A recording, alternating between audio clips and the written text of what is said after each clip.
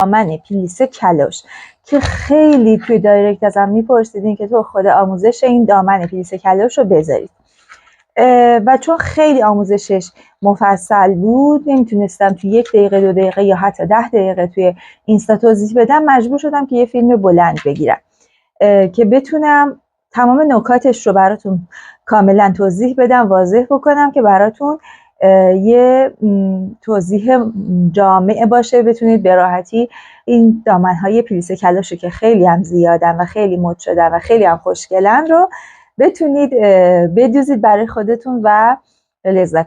اولین چیزی که برای دوختن یه لباس ما باید بدونیم بچه‌ها میزان پارچشه. میزان پارچه مهمترین قسمت خریدمونه دیگه. باید بدونیم چقدر پارچه میخوایم که همون مقدار بریم پارچه بخریم. بچه‌ها قبلا پلیسه ها اینطور بود که میومد رو هم دیگه میخوابید. فقط همون مدل پلیسه رو داشتیم دیگه و اندازه پلیسه از بالا تا پایین یک اندازه بود. یعنی حالا پلیسه 2 سانتی بود، پلیسه 3 سانتی بود، هر سانتی که بود از بالا تا پایین پلیسه یک اندازه بود و پلیسه ها رو هم دیگه کاملا میخوابید. اگه دامن پلیسه های قدیمی رو دیده باشین میبینید که این مدل پلیسه فقط بود و ما یه فرمول خاصه خودش راحت بودیم. 3 برابر جایی رو که مثلا میخواستیم حالا این پلیسه قرار بگیره، مثلا اگه دور باسن بود 3 برابر دور باسن رو در نظر میگرفتیم، یه مستطیل میبریدیم، حالا پایینش رو میدوختیم و میدادیم خوشرویی، اینو برای ما پلیسه می آورد. وقتی که پلیسه میشد چون 3 برابر داده بودیم اندازه همون قسمت میشد و ما خیلی راحت میتونستیم حالا اگه دور باسنمون بود میآوردیم به دور باسنمون، وصل میکردیم، تیکه بالاش رو ساده میدادیم، حالا کمری بود یا هر کش بود هر چی که بود وصل میکردیم و هیچ مشکلی نداشتیم. علتش این بود که میدونستیم وقتی که از اونجا میخواد بیاد دامنمون یا اون پارچه پلیسه شده اندازه طولش 1/3 میشه. اما توی پلیسه های جدید که بهش میگن پلیسه های باد بزنی یا پلیسه های سوله خیلی فرق میکنه کار. فرقش هم در اینه که قسمت بالای پلیسه بچه ها اندازش با قسمت پایین پلیسه فرق میکنه. از بالای پلیسه باریکتره، وقتی میاد به سمت پایین پلیسه پهن‌تر میشه اندازش. مثل قدیم که با کاغذ باد بزن درست میکردیم. حالا من با هنر خودم اینجا هنر به خرج دادم بچه دیگه نمیدونم چقدر قابل فهمه، براتون یه تیکش رو درست کردم. انگار فکر کنید که یه رب کلوش بریدم و دادمش به پلیسه، به خوشرویی برام پلیسه بکنه. وقتی که اینو میخوام بدم به خوشرویی بچه‌ها دستگاهاشون همونطور که اگر دیده باشین تو استوری من بهتون نشون دادم، دستگاه که همون وسیله‌ای که داخلش میذارن پارچه رو و پلیسه میکنن، تو 2 حالت میتونید شما پارچه رو بدید، یا به صورت یه رب کلوش یعنی 1/4 دایره مثل این، یا به صورت یه نیم دایره یا نیم کلوش که میایید پایینش رو پاکدوزی میکنید و بعد میدیدش به پلیسه. دهانم رو نمیبرم و همین دهانه‌ای که الان داره میدینش پلیسه میشه و برمیگرده. درست؟ حالا برای ما این سوال پیش میاد که من دهانه این پلیسه کلوش رو چقدر ببرم که وقتی برمیگرده کاملا اندازه دور کمرم باشه و مشکل نداشته باشم راحت دیگه کمری رو بدوزم و دامنم رو آماده بکنه. ببینید اولا که قد دامنتون خیلی مهمه، دهانه کلوشتون مهمه و نوع پلیسه‌ای که قراره براتون بشه. ببینید بچه‌ها این پلیسه ها تو جاهای مختلف، تو خوشرویی‌های مختلف اندازه های مختلفی، اندازه ثابت نداره. مثلا پلیسه‌ای که من دادم برای دامنم زد قسمت بالا یعنی جایی که دیگه من میتونستم ازش استفاده بکنم اندازه های پلیسه تقریبا 1 سانت و نیم اینهاست. قسمت پایینش مثلا شده 4 سانت. خب هرچی که این قسمت بالا دهانه پهن‌تر باشه ما نمیتونیم بعد از اینکه وقتی از پلیسه خوشرویی اومد این قسمت بالای کار پلیسه ها رو هم بخوابونیم. هرچی قسمت بالا ریزتر باشه، مثلا مثل پلیسه های آماده بیرون دیدید اندازه هاش نیم سانته، اگر که قسمت بالای دهانه کلوشمون ریز باشه پلیسش، میتونیم اونها رو روی هم دیگه سوارش کنیم، نمیخوابونیمش. حالا بهتون میگم چجوری باید سوارشون کنیم. پس هرچی ریزتر باشه ما دهانه کلاشمون باید بیشتر باشه، هرچی درشتر باشه نمیتونیم دهانه کلاش خیلی بزرگ بگیریم. چرا نمیتونیم دهانه کلاش خیلی بزرگ بگیریم؟ چون وقتی از اونجا میاد من میخوام دهانه کلاش رو بهش وصل، کمرم رو بهش وصل بکنم، این پلیسه اگر پهن باشه نمیتونم بخوابونمش. مدلش اینجوریه که نمیخوابه روی هم دیگه. خب از یه طرفم اینا اگر قرار باشه همینجوری به صورت باد بزنی رو هوا بمونه، خب من نمیتونم کمری رو بدوزم. پس در نتیجه اگر که پلیسه‌ای که شما دارین میدوزی خشکشویی، پلیستون عرضش از نیم قسمت بالاش دهانش از نیم بیشتر بود، شما باید به اندازه دور کمرتون حالا 10 تا 15 سانتی بیشتر. چرا اون 10 تا 15 سانت رو باید بیشتر در نظر بگیرم؟ بچه‌ها حالا توی دوخت کمری بهتون نشون میدم. وقتی که پلیسه میاد اگه اندازه دور کمرم باشه من باید اینو بگیرم بکشم و کمری رو بهش بدوزم. اون وقت قسمت بالای کمرم خیلی خوشگل وای نمیسته، انگار که یکی گرفته پلیسه هامو به زور کشیده. برای همین به اندازه 10 سانت 15 سانت بستگی به دور کمرتون داره. اگه دور کمرتون بیشتره تا 20 سانت هم میتونید دهانه رو بیشتر میگیرید. خب وقتی که از پلیسه اومد و دهانه رو زدید میخواین کمری رو وصل کنید، یکم خورد میدید به قسمت دهانتون. اون یه ذره خوردی که با اون 20 سانت 15 سانت که گفتم اضافه تر بذارین میدین باعث میشه پلیسه ها نخوابن. یعنی مجبور نباشید اینو صاف بگیرید بکشید کمری بید. اون یه ذره خورد باعث میشه یه کوچولو پلیسه ها بیاد بالا. خب پس اولین کاری که الان میخوایم، حالا من یه توضیح اجمالی کلی دادم راجع به این دهانه و میزان پارچه. حالا بریم روی کاغذ اول میزان پارچه و اینکه چطور باید محاسبه کنین رو بهتون یاد بدم و بعد بریم کم کم هم برشش بزنیم هم کمریش رو بدوزیم و بهتون نکته به نکته آموزش بدم. ببینین آوردم از جلو هم ببینید که بهتر متوجه بشین. وقتی که پلیسه های باد بزنی یا سوله میاد از خشکشویی، نگاه کنی بالای کارم خیلی مهمه، اینجایی که قراره دهانه بخوره. الان مثلا میگم اگر این بالای دهانه من 1 سانت باشه بچه‌ها، من نمیتونم وقتی دهانه رو بریدم این 1 سانت ها رو بخوابونم روی یه سطح صاف، حالا بهتون یاد میدم چجوری، و بدوزمشون. اما اگر نیم سانت باشه مثل پلیسه های آماده بیرون، راحت میتونم اونها رو بیام و آروم کنار همدیگه بچینم و بخوابونمش. برای همین این قسمت دهانه خیلی مهمه. این قسمت پایین که باز میشه و خیلی برای میزان دهانه تأثیری نداره، ولی این قسمت بالای کار بچه‌ها خیلی مهمه.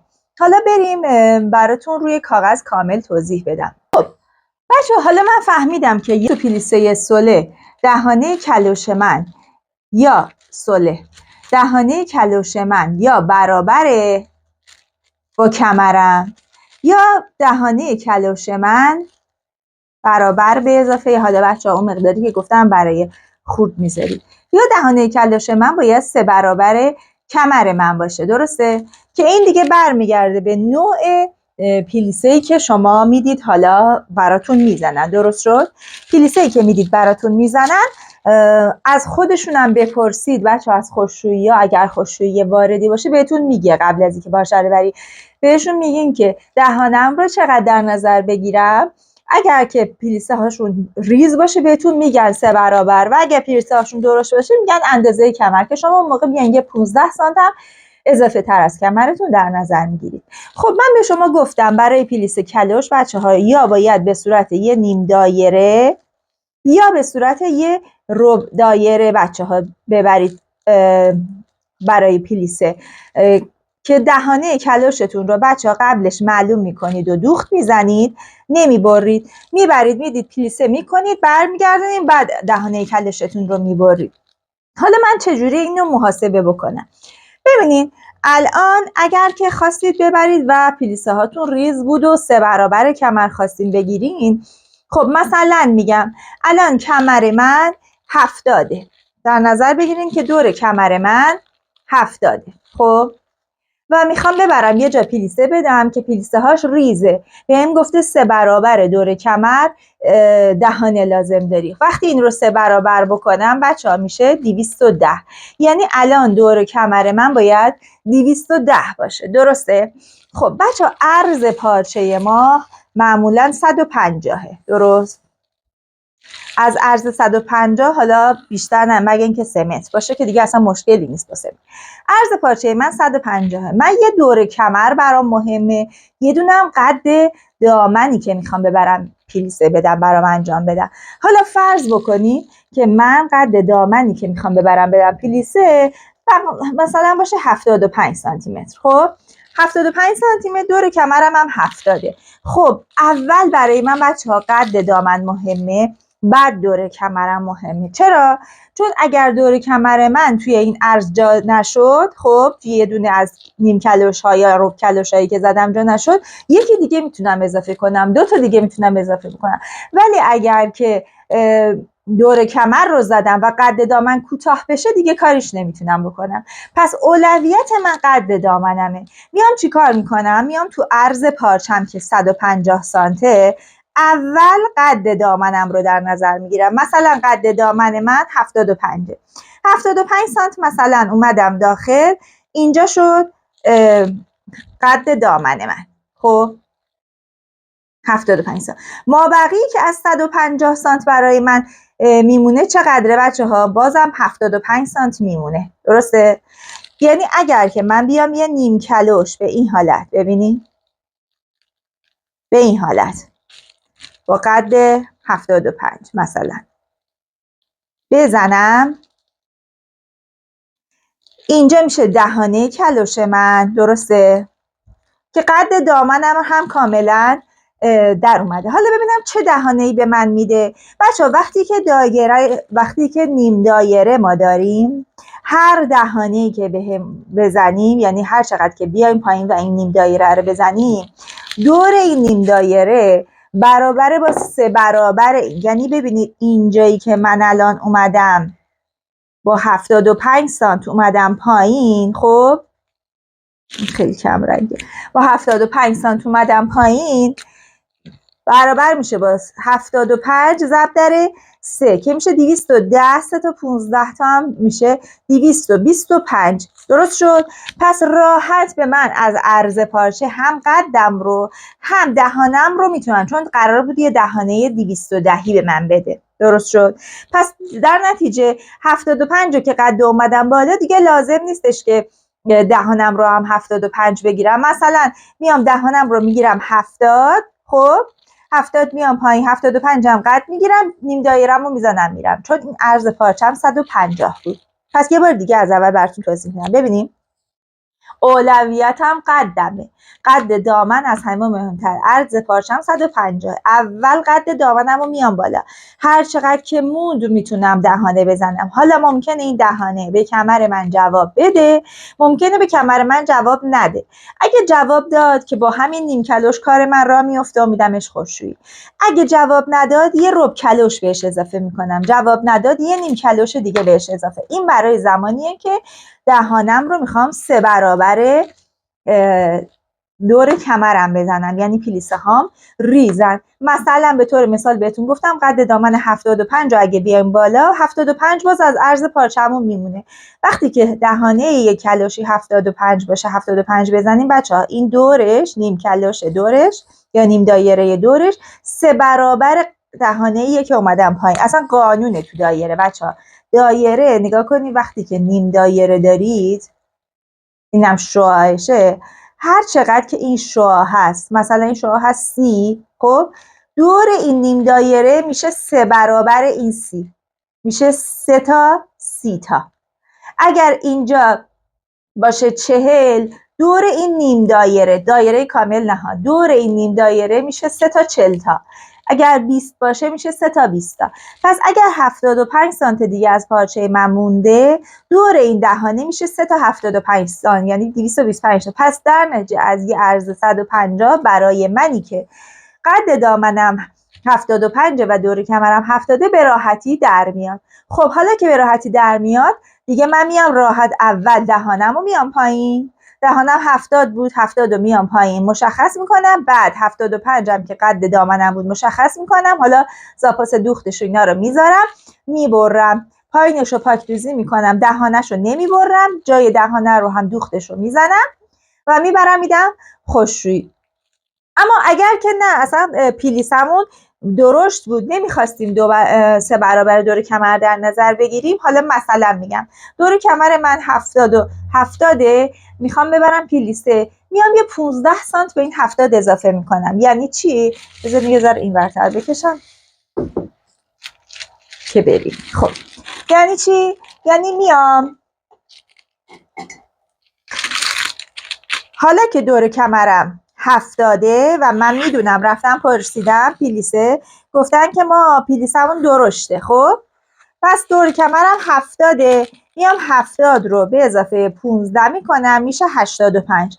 حالا باید دهانم 85 باشه، قد دامنم 75، دور کمرم میخواد 85 باشه. بچه ها تو نیم کلوش قانون دارین دیگه، 1/3 دور کمر منهای 1، 85 رو میام تقسیم بر 3 میکنم، به من میده تقریبا 28 و نیم.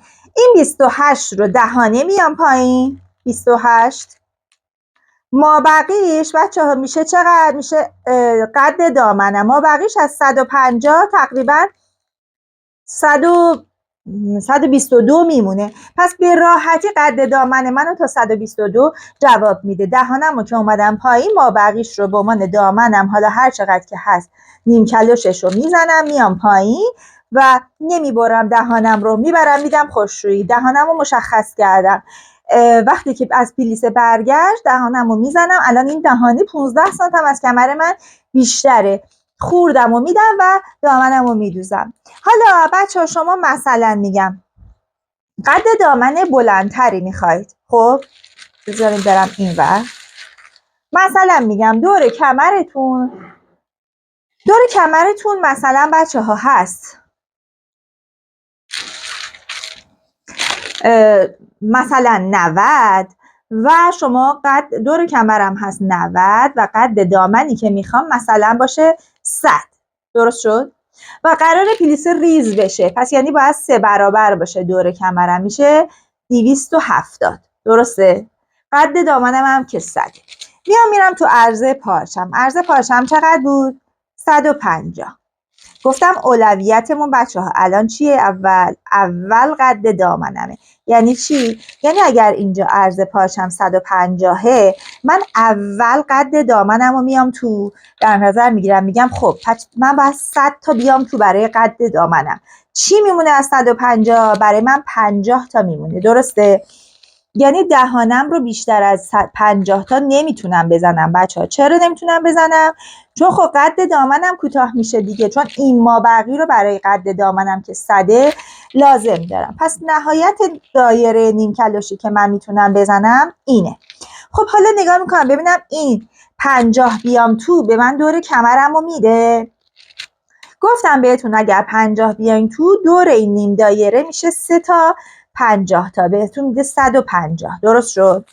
اگر که پلیستون درشت بود، یعنی لازم بود که دور کمرتون به اضافه حالا 20 سانت به اضافه 15 سانت در نظر بگیرید، آره به من میداد. خب اما اگر پلیسم ریز بود، پلیسم از این پلیسه های خیلی ریز بود که رو هم دیگه میتونست بخوابه و من باید دور کمرم رو 270 در نظر میگرفتم و اینجا فقط به من 150 داده. میبینی؟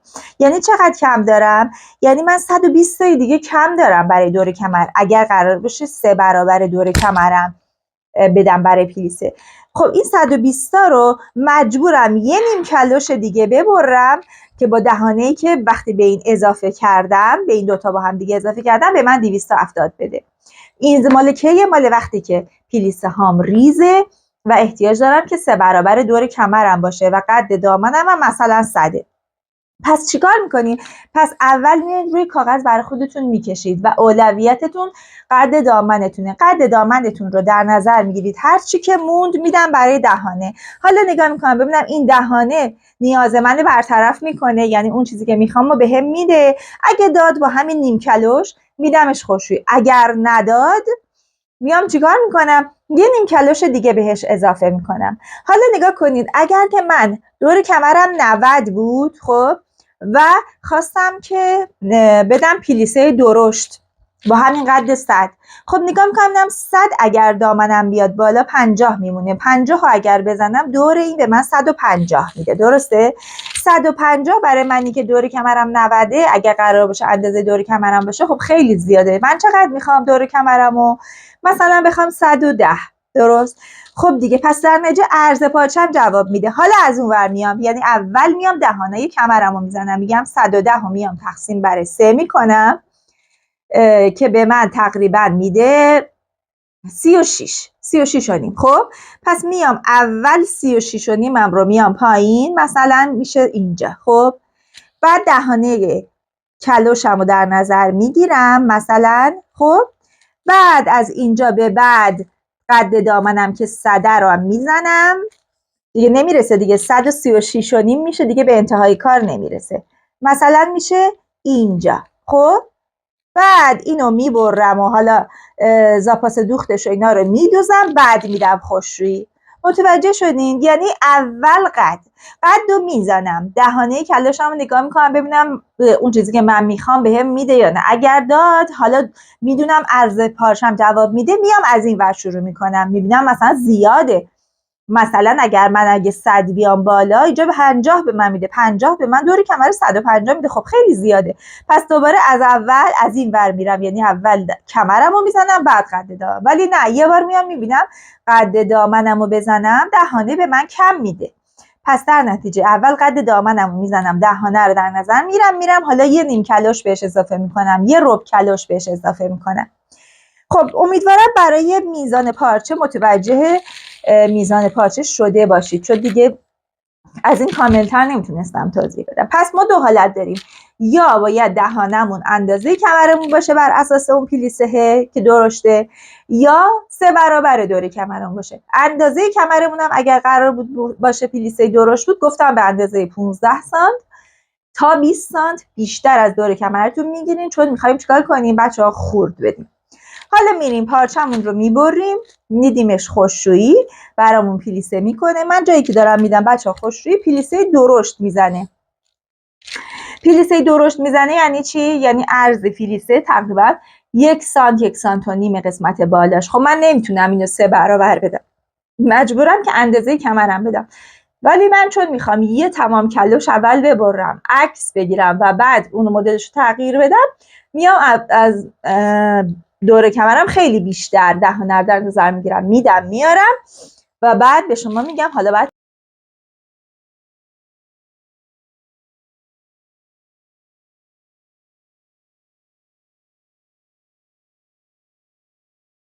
خب بچه، وقتی که میخواین یه دامن کلاش رو بدین برای پلیسه، 2 تا کار قبلش باید انجام بدین. اولین کاری که انجام میدین پاکدوزی پایین دامنه، که به بهترین روشش اینه که دوخت بخوره، یعنی یه دوخت 1 سانتی به این حالت ببینید، برمیگردونین میدوزین، اضافهش رو میبرین و یه بار دیگه برمیگردونین که مثل پایه لبلول. اگه پایه لبلول هم داریم با چرخ معمولی، که با پایه لبلول پاکدوزیش میکنه. ببینید بچه، به این حالت پاکدوزیش میکنه. کار دومی که خیلی مهمه اینه که بچه‌ها ما وقتی که میخوایم یه کلاشی رو بدیم برای پلیسه، قسمت دهانش رو نمیزنیم. یعنی چی؟ یعنی ما دامن کلاشمون رو به صورت یه نیم دایره یا یک ربع دایره باید بدیمش خوشرویی برای پلیسه. دهانش رو نمیزنیم، ولی یه کاری که انجام میدیم اینه که میایم قسمت دهانه کارمون رو بچه‌ها ببینیم به این حالت. قسمت دهانه کارم رو یه دوخت میزنم، یعنی دهانه کارم رو مشخص میکنم و همینجوری که نیم دایره است دهانه کارم رو دوخت میزنم. این دوخت برای شما 2 تا کار انجام میده. کار اولی که انجام میده اینه که مشخص میکنه دهانه کلاشتون کجاست. وقتی دامن رفت پلیسه شد و اومد، راحت میدونید از اینجا ببرید واسه دهانه کلاش. دومین کاری که انجام میده این دوخت کمک میکنه که تار و پود پارچتون توی قسمت دهانه به همدیگه متصل بشه. دیدین وقتی دهانه کلوش رو میزنید یه مقدار دهانه خودش رو ول میکنه و باز میشه، این مانع از این مسئله میشه، نگه دارنده میشه، مثل همون نوار لقی گیر عمل میکنه. وقتی هم که رفت پلیسه شد اومد، اون وقت میان راحت دهانه کلوشتون رو میزنید. الان این کار ما آماده است که بره پلیسه. خب بچه ها ببینین پارچه من رفته پلیسه و برگشته. میبینیم این پلیسه سله است. پلیسه های سله ببینیم پایین بازتره، بالا جمعتره. میبینیم اینم دهانه. یادتونه گفتم دوخت بزنید قبل از اینکه بردین پلیسه. الان وقتی که این پلیسه اینجوری میومد من دیگه واقعا دهانش رو نمیتونستم پیدا کنم. الان به راحتی این دوخت میشه دهانه من. از بالای این دوخت قشنگ برش میزنم و شروع میکنم به دوختن دامن پلیسم. البته یه مقدارم آقای خوشرویی بی سلیقگی کردن و میبینین اینجاها یه مقدار خوب پلیسه نشده. اشکالی نداره، اونا رو خودمون با اتو درستش میکنیم. بعد راجع به شلوار خیلی تو کامنت از من پرسید بچه‌ها شما نمیتونید شلوار رو الگوشو در بیارین بعد بدین پلیسه. میتونید پارچتون رو بدین پلیسه کنن بیارین بعد الگوی شلوار رو روش بندازین یا از پارچه های پلیسه آماده استفاده کنید. ولی مثل دامن کلاش اینطور نیست که برش بزنید پاکدوزیشو انجام بدید بعد بدید پلیسه. بچه‌ها وقتی که دامنتون از پلیسه میاد همه پلیسه های کنار ببینین تا بالا نرفته. اون پلیسه‌ای که تا بالای کار رفته رو از پهلو شروع میکنید قیچی کردن، به خاطر اینکه ممکنه یه مقدار از کنار پلیستون حروم بشه بره. خب ولی حسنی که داره اینه که درز کنارتون قشنگ یک دست میشه و بعد فرم نمیشه. الان ببینید اینقدر از پلیسه من رفت ولی من مجبورم این کار رو انجام بدم به خاطر اینکه درز پهلوی پلیسم صاف بشه. ببینید اینجا دیگه پلیسه من توی قبل از این تموم شده، مجبورم اینو ببرم بریزم کنار که یه درز صاف داشته باشم تو پهلو. خب بچه ببینیم برای دوخت درز پهلو من بهتون گفتم که کنار پلیستون رو بچه ها یه دونه خطی که تا بالا رفته ببرید و صافش کنید. ممکنه یه ذره دور ریز داشته باشه اما درزتون قشنگ تر میشه. ببینید الان یه دونه از اینا از این قسمت هایی که خواب به بیرونه رو میذارم توی یکی از این قسمت هایی که خواب به داخله. ببینید یعنی اینجا اتو به بیرون خورده، اینجا اتو به داخله. میذارم روی این، ببینیم به این حالت میذارم روش. یه ذره از پهلوی کارتون ممکنه بره ولی خوبیش اینه که دیگه درزی برای پهلوتون دیده نمیشه و کارتون تمیزتر میشه. تا بالا اینو میزوم میکنم، یعنی ببینید انگار که این داره میره توی دل این. ببینید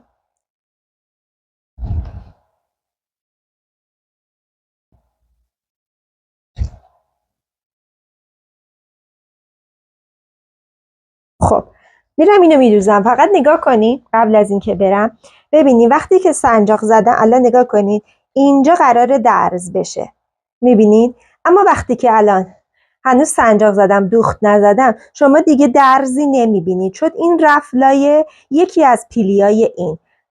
به این صورت اینجا قلمبه نمیشه. بعضی وقتا بچه ها برای اینکه قسمت کنار کار رو صاف نکنن میاد همینجوری کنار همدیگر میذاره و اینجا هی قلمبه میشه. باید یه کاری کنین که این درز از بالا تا پایین صاف بشه. بذاریم بدوزمش. خب بچه ها ببینیم من الان اینجا یه درز دوختم. نگاه کنی اینجا درزش رو دوختم ولی ببینین لابلای این پلیسه ها دیگه درز دیده نمیشه، گم میشه وقتی این کار رو میکنی. باید وقتی میخواین درز کنار پلیستون رو بدوزین به این حالت باشه که وقتی میره لای پلیسه ها دیگه دیده نشه، چون ما نمیتونیم اتو بزنیم این برجستگیاشو از بین ببریم دیگه. به همین حالت یه درز صاف بهتون میده.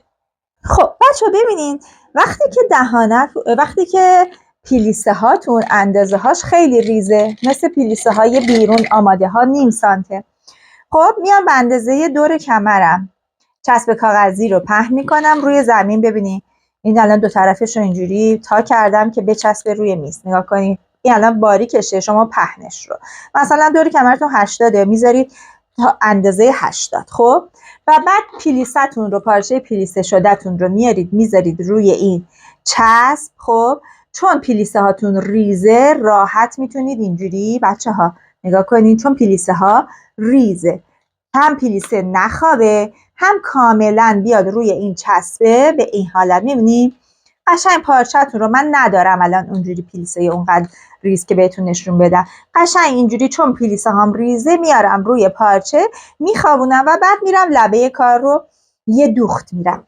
خب بچه ها ببینید اینجا پلیسه من الان عرضش 1.1 این قسمت بالاش و اگه قرار باشه من اینو بیارم روی یه چسبی بچسبونم و کمرش رو بدوزم، ببینید حالا اصلا چسب میذارم شما ببینید نمیشه، خیلی چیز بدی میشه چون این پلیسه ها رو هم نمیخوابن که. خب بچه ها روی هوا هستن. ببینید الان من مثلا میخوام این پلیسه رو تیکه کمرش رو بیارم روی این چسبه بخوابونم. ببینید چون این پلیسه ها خیلی درشتن، نگاه کنی اگه بخوام اینجوری بخوابونم پلیسه ها خیلی درشتن، بعد میاد بالا. ببین به این حالت و من دیگه نمیتونم اینو بدوزم بچه ها. ببینید چون خیلی عرض پلیسه زیاده، میبینید اومد بالا. اگه عرض پلیسه کم باشه تا نیم سانت باشه شما راحت میتونید با این کار پلیسه هاتون رو کنار هم بچینید و بدوزید. برای همین گفتم که عرض پلیسه خیلی، ببینید اصلا نمیشه اینو دوخت چون به سمت یک سمت هم نباید بخوابن اینا به این حالت. حالا برای چی گفتم بهتون که اضافه بگیرید که خورد بدی؟ بچه ببینید الان این پلیسه رو اگه من بخوام بهش کمر بدوزم، اگه بخوام اینجوری بازش بکنم بالای کار رو بدوزم کمر رو بهش، همه پلیسه ها میخوابه و خیلی چیز خوشگل نمیشه. من باید یه کاری کنم که یه کوچولو ببینید به این حالت، میبینید پلیسه هم یه ذره از اون حالت خوابیده بیاد بیرون، یعنی یه خوردی میدم. ببینید الان اینو خورد دادم، نگاه کنید همین یه ذره خوردی که الان بهش دادم، میبینید یه ذره خورده باعث میشه که وقتی میخوام کمر رو بدوزم پلیسه هم نخوابه. الان اگه دقت کنی من اینو خورد دادم، ببینید راحت میتونم الان کمر رو بدوزم، ولی از اینجا به بعد به خاطر خورد ریزی که من دادم پلیسه ها دیگه نمیخوابه، یعنی اینجا الان خورد نداره و اگه من قرار باشه اینو بدوزم مجبورم صاف کنم بدوزم دیگه. پلیسه هم چه شکلی میشه؟ همه باز میشه بالای کار، ولی این الان خورد داره و من اگر اینو بگیرم بکشم میبینید بدوزم پلیسه ها دیگه نمیخوابه. همین نکته دوخته کمر دامن پلیسه خیلی تو کار شما مهمه و نقش داره، یعنی با خورد کوچیکی که میدین باعث میشه از ابتدای کار بچه ها پلیسه ها نخوابن، پلیسه ها برجستگی خودشون رو حفظ کنن. چون عرض این پلیسه های من زیاده، نمیتونم روی چسب کاغذی بچسبونم کامل و بعد دور کمرم رو بدوزم. پس در نتیجه تنها کاری که میتونم بکنم اینه که یه 15 سانت 20 سانت بیشتر گرفتم و این خوردی که بهش میدن نگاه کنید حتی اگر بگیرم بکشم و کمر رو بهش بدوزم باعث میشه که نخوابه پلیسه ها. این نکته کمرگی دامن پلیسه خیلی مهمه. ببینیم بچه ها همین یه ذره خوردی که من الان توی کمر کار دادم باعث شد که این پلیسه ها نخوابن و اون برجستگی که من لازم دارم که داشته باشن که از ابتدای کار پلیسم فرم خودش رو داشته باشه رو همین یه ذره خورده توی کمر کمکم کرده که این برجستگی وجود داشته باشه. من الان وقتی کمرم به اینجا بدوزم باعث میشه که این پلیسه ها نخوابن و از بالا فرم داشته باشن. بچه ها اگر 1% یادتون رفت پایین کلاشتون رو پاکدوزی کنید بدید، خشکشویی هم اشکالی نداره ها. ببینید نگاه کنید من الان به خاطر اینکه میخواستم این دوتا دامن رو بیارم روی هم دیگه و بالایی از پایین یه مقدار کوتاه‌تر باشه مجبور شدم که پایین کارم رو ببرم و دوباره دوخت بزنم. الان من پایین کارم رو بعد از پلیسه بریدم و دوباره دوخت دادم. فقط بعد دونه دونه بشینید تمام این پلیسه ها رو بعد از اینکه دوخت زدین دونه دونه اتو کنید و پرستشون کنید. پس یعنی اگر 1% یادتون رفت که پایین دامنتون رو پاکدوزی کنید یا نه اصلا پاکدوزی هم کردین دادین پلیسه و برگشت احساس کردین میخواین یه ذره قد دامنتون کوتاه بشه و از بالاش هم حالا مثلا نخواستین در بیارین به هر دلیلی یا اصلا بالا پایین شده مجبوری توی پایینش رو صاف کنید، میتونید بعد از پلیسه هم ببینید دوخت بزنید. الان من اینتیگر بریدم دوخت دادم، ولی بعدش باید دونه دونه این پلیسه ها رو بخوابونید و روشون رو پرس کنید و اتو بزنید. بچه‌ها برای کمر دامنیتونم من توی پست ها توضیح دادم، اینجا هم یه بار دیگه توضیح میدم. ببینیم من یه نوار به طول کمرم 75 گرفتم، وسطش رو مشخص کردم، 2 تا اینور 2 تا اونور به فاصله 10 سانت، 5 تا جای مختلف شدن، یعنی فاصله های اینا 10 سانته، هر کدوم این ساسونا هم نیم سانته، در کل 2 سانت 2 سانت و نیم میبندم و این باعث میشه که کمر من از حالت مستطیلی به انحنای ظریفی تبدیل بشه و از اون حالت مستطیلی خارج بشه و کاملا روی کمرم بخوابه و اینها هر کدومشون نیم سانته. وقتی که ببندم در کل 2.5 از توی کمرم خارج کردم. ببینید به این حالت پنس رو میام تا میکنم، همه پنس ها رو و چسب میزنم. همین یه ذره لقی که من توی کمر میگیرم بچه یه نشست خیلی فوق‌العاده خوبی روی کمرتون ایجاد میکنه. ببینید به این حالت همه رو بستم و نگاه کنید کمر از حالت مستطیلی به یه انحنای خیلی خوب و ظریفی تبدیل شد و من میام اینو میندازم روی پارچه، ازش 2 تا در میارم و رو دولای باز و 2 تا ازش در میارم، قسمت بالاش رو میدوزم، دوخت نیششم میزنم و بعد میام به کارم وصل. و اشکالی نداره اگر بالای کارتون درز بخوره بالای کمرتون، ولی در عوض کمر روی بدن خیلی خوب بخوابه و پهلوها اینجوری اضافه نداشته باشه. خب بچه میرسیم به دوخت زیپ و کمر. ببینید این من الان اومدم کمرم رو، بچه مدل مال من اینجوریه، ببینید از پهلو بهتون نشون بدم. من 2 تا لایه دارم روی هم دیگه. خب یه لایه یه مقدار کوتاه‌تر، یه لایه یه مقدار بلندتر. خب از پهلو اومدم نوار گره انداختم که این 2 تا لایه رو از پهلو به هم دیگه وصل بکنم، درز پهلو. الان من باید زیپمو وصل بکنم و کمرم رو. برای اینکه زیپ و کمرم رو بتونم وصل بکنم بچه‌ها، کمرم رو نگاه کنید آماده کردم اینا و قسمت داخلش رو نوار گرند دادم. اون قسمتی که قراره بره داخل نوار گرند دادم که زخمی نشه. فقط 2 تا پهلوهاش رو هم ندوختم. چرا 2 تا پهلوهاش رو ندوختم؟ چون میخوام زیپ مخفی بدوزم و میخوام زیپ مخفیم تا بالا بیاد. حالا میام چیکار میکنم؟ حالا میام ببینید، اول میام قسمت بیرون کارم رو به کمر رو وصل میکنم، ببینید به کار قسمت بیرونش رو تا درز پهلو. درز پهلو تا اینجا که اومد، بعد میام زیپ مخفیم رو وصل میکنم قسمت روی یک کار به این حالت. بعد از اینکه زیپ مخفیم رو وصل کردم، حالا میارم این کمر رو برمیگردونم که زیپ مخفیم تا بالای کمرم بیاد. اولین کاری که میکنم درز رویه کمرم رو، اینجا روی کمرمه، میرم وصلش میکنم به بالای دامنم. خب بچه ببینیم من الان رفتم یه سمت بیرونی کمر رو دوختم، اینم سمت داخلیش که گفتم نوار گرن میدوزیم بهش. حالا باید بیام زیپ رو وصل کنم. ببینیم پهلوهای کمر رو ندوختم به خاطر اینکه قراره که زیپم تا بالا بیاد. خب زیپ مخفیم رو که اگر اینجا بود الان پیداش کنم، اینجا افتاد. ببینی زیپ مخفیم رو میارم میذارم طوری که از لبه کمرم بچه ها شروع بشه. از اینجا میدوزم زیپ مخفیم رو میام پایین که بتونم زیپ مخفیم رو وقتی میبندم کمرم هم درگیر بشه، یعنی تا کمرم هم بیاد. پس اولین کاری که میکنم زیپم رو میذارم این لبه، میدوزم میام تا پایین. خب بعد از اینکه این رو دوختم اومد پایین، لبه زیپم رو به این حالت برمیگردونم داخل تا میزنم تو. ببینیم به این شکل. خب برمیگردونمش داخل و بعد قسمت سجاف کمرم رو به علاوه قسمت دوخت نیشش همه رو میارم میذارم روی زیپم و از کنارش میدوزم. به این ترتیب هم زیپم داخل کمر میره به این شکل، هم تا بالای کمر دوخته میشه، هم میاد پایین. پس یه بار دیگه توضیح میدم. ببین این زیپ مخفی رو طوری میذارم لبه کمرم که هم کمرم رو پوشش بده هم دامنم رو. خب از اینجا از لبه کار شروع میکنم دوخت زدن زیپ مخفی رو تا پایین. بعد از اینکه زیپ مخفیم رو دوختم، لبه زیپم رو به این حالت برمیگردونم داخل و اضافه پاس کمرم رو به اضافه قسمت دوخت نیشش، زاپاسی که برای دوخت نیشه، همه رو با هم دیگه برمیگردونم روی کار و از لبه زیپم با پایه یه طرفه میدوزم میام تا پایین، میدوزم میام تا اینجا که به این حالت زیپ کاملا بره داخل کمر و سجاد. ببینیم بچه ها به این حالت.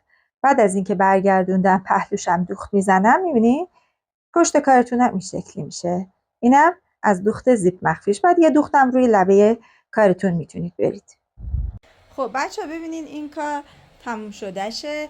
کمریش رو هم وصل کردیم و همون یه ذره خوردی که برای کمری دادیم باعث شد که بچه ها پیلیا قشنگ توی قسمت کمر هم خودشون نشونه. کار من اولیه تمام کلاش بود با کمر کش که شکافتمش بچه ها، کردمش یه نیم کلاش و روی 2 تا نیم کلاش رو آوردم روی هم گذاشتم و یکی از نیم کلاش ها بریدم پایین نیم کلاش رو تبدیلش کردم به یه مدل. الان در اصل یه نیم کلاش توی کمره و کمر رو نگاه کنین چقدر قشنگ خوابیده، اصلا اضافه نداره روی تن مانکن. البته این هم از کار تموم شده